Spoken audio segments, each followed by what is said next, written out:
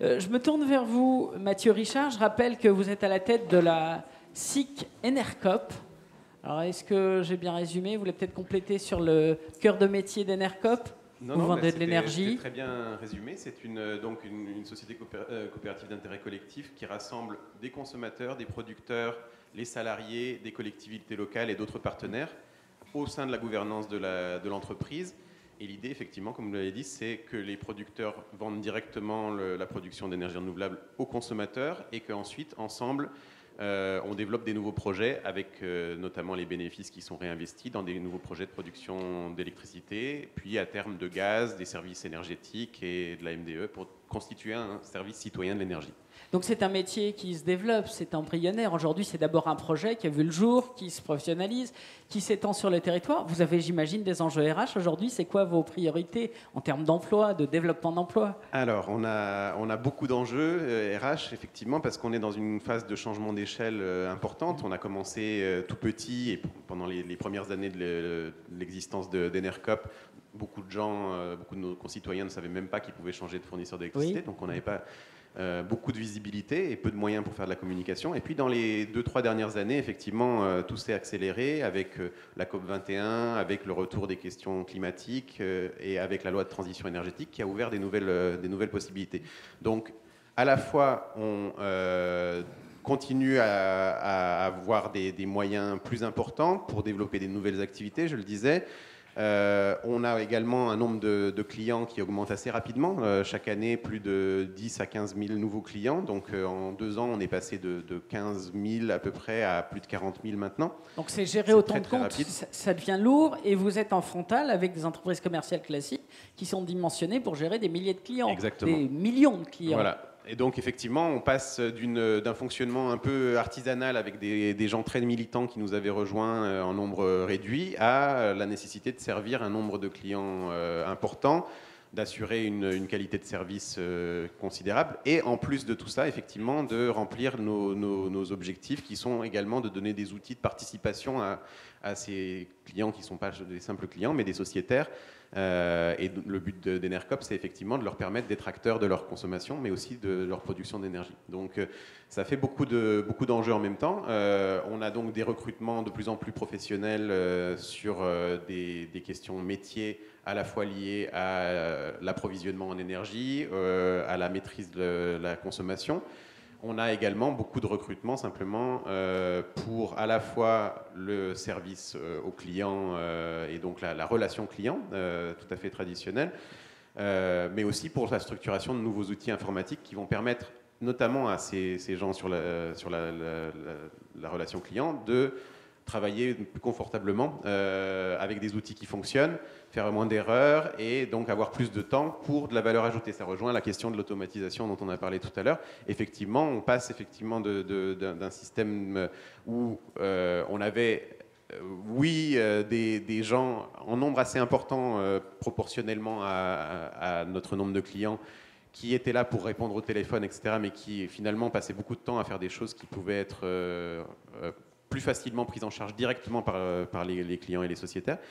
Et l'objectif, c'est effectivement d'avoir nos responsables de relations clients sociétaires qui soient là pour apporter une vraie valeur ajoutée et des réponses à des questions plus pointues et un accompagnement plus personnalisé pour faire avancer nos clients dans leur compréhension des enjeux de l'énergie.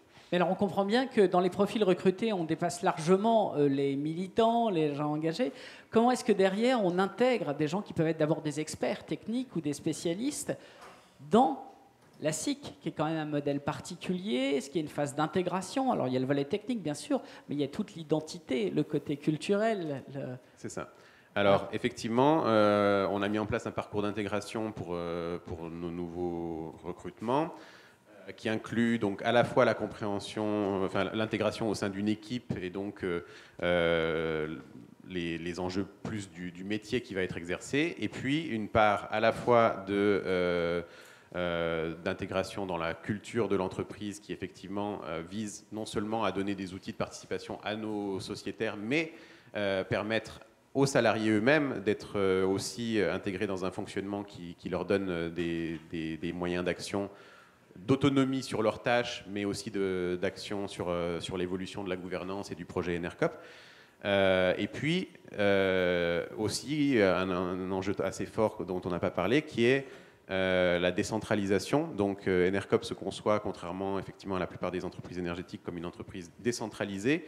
Elle a été créée au départ avec une coopérative, mais qui a essaimé dans différentes régions de France. Et l'objectif est effectivement que ces coopératives deviennent le cœur de l'activité et que l'ancienne coopérative initiale ne soit plus que des services supports pour ces coopératives locales. Et donc, tout cet enjeu de décentralisation et de compréhension des projets au plus proche des territoires fait également non seulement partie du parcours d'intégration, mais veut dire aussi que de plus en plus, les recrutements ont lieu dans les régions et non plus à l'ancien siège à Paris.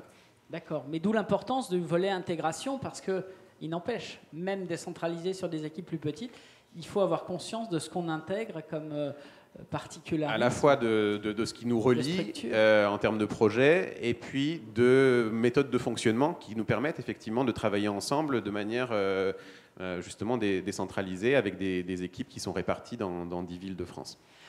Sur le plan du management, ça fait partie des sujets qui ne sont pas un gros mot dans l'ESS. Vous avez des convictions, vous m'expliquez la volonté de travailler sur un modèle holocratique. Alors ça peut paraître jargonneux, dites-nous concrètement ce qu'on met derrière dans la façon dont vous projetez ENERCOP. L'holacratie, c'est une méthode effectivement qui est cousine de ce qu'on peut appeler l'entreprise libérée ou de la sociocratie, etc. Il y a différentes méthodes proches. L'holacratie, en fait, c'est remplacer toutes les relations informelles de pouvoir et d'autorité par des règles claires, comme une constitution qui du coup donne des places assez précises à chacun et des moyens clairs pour chacun d'intervenir sur la gouvernance et de faire évoluer en fait l'entreprise de manière progressive. Donc ça donne à la fois une autonomie forte et ça génère également des relations de travail qui sont apaisées par rapport à des enjeux d'ego ou de pouvoir qui sont présents dans n'importe quelle structure. Après, évidemment, ce n'est pas une panacée, c'est une méthodologie et ça s'accompagne évidemment d'un travail de chacun et avec un accompagnement aussi pour faire évoluer ces postures, que ce soit chez des gens qui étaient habitués à recevoir des ordres ou que ce soit chez des gens qui, au contraire, étaient plutôt habitués à être des managers un peu intrusifs sur les équipes. Voilà. Donc, ça se passe comment d'ailleurs, cette acculturation à ce modèle Alors ça se passe progressivement et effectivement dans les différentes coopératives régionales, c'est ça qui est intéressant aussi à ENERCOP avec nos 10 coopératives au total. Chacune expérimente des choses à des rythmes un peu différents. Il y en a certaines qui se sont créées très récemment et qui sont directement passées en holacratie et du coup ça apporte une clarté et ça accélère la rapidité d'appropriation par les équipes. Et puis d'autres comme à Paris où on a déjà une équipe assez importante et où l'évolution se fait selon les différentes équipes ou les différents pôles plus ou moins rapidement. Et effectivement, il y a des personnalités ou des habitudes qui mettent plus de temps à s'adapter ou à accepter ce genre de fonctionnement. Voilà. Financièrement, pas de subvention, vous êtes financé comment? Alors, vous en les êtes coopératives locales, généralement, ont bénéficié de quelques subventions lors de leur phase d'amorçage, notamment des collectivités locales, qui sont souvent aussi présentes au capital des coopératives locales. En revanche, le réseau dans son ensemble et la coopérative nationale fonctionnent à l'équilibre avec les factures qui sont payées par les clients, qui donc apportent les revenus nécessaires à l'activité, et puis la capitalisation qui vient de l'ensemble des sociétaires, qu'ils soient producteurs, consommateurs, salariés ou collectivités. On a également, dans cette phase de changement d'échelle, recours à des financements de banques coopératives comme la Nef ou le Crédit Coopératif qui sont des partenaires de longue date. Et c'est intéressant aussi d'insister là-dessus. Notre tendance à tous, je pense, c'est au départ de vouloir faire un peu tout seul, y compris dans le développement des outils dont je parlais tout à l'heure. Et effectivement, on apprend petit à petit à mobiliser toute la force d'un réseau comme celui de l'économie sociale et solidaire, et de ne pas faire les choses tout seul, mais de faire avec des gens qui savent déjà bien faire. Donc, je parlais du renforcement, notamment là récemment, des partenariats avec nos partenaires financiers, mais on a également des partenariats forts avec Biocop ou avec d'autres structures de l'ESS qui vont jusqu'à l'incubation de nouvelles activités en commun. Oui. Et puis, évidemment, quand on parlait tout à l'heure des outils informatiques ou de la relation client, il y a tout un chantier pour justement mutualiser une partie du développement avec d'autres structures et, concernant la relation client, permettre de faire une partie de la relation client avec une autre SIC qui s'appelle Capella et qui est une SIC dans les call centers, voilà. Et qui du coup pourrait se charger des réponses les plus simples, laissant à l'équipe salariée d'Enercop les réponses plus poussées, où il y a vraiment un enjeu de compréhension des enjeux énergétiques. Voilà. Il y a quand même, je ne sais pas si c'est une stratégie affirmée, mais on le voit dans plusieurs de ces témoignages, il y a quand même la volonté de travailler en synergie avec d'autres structures avec lesquelles on a des choses en commun. C'est le cas chez Slimane, c'est le cas chez vous aussi. D'autres structures, SIC, en tout cas de la sphère ESS.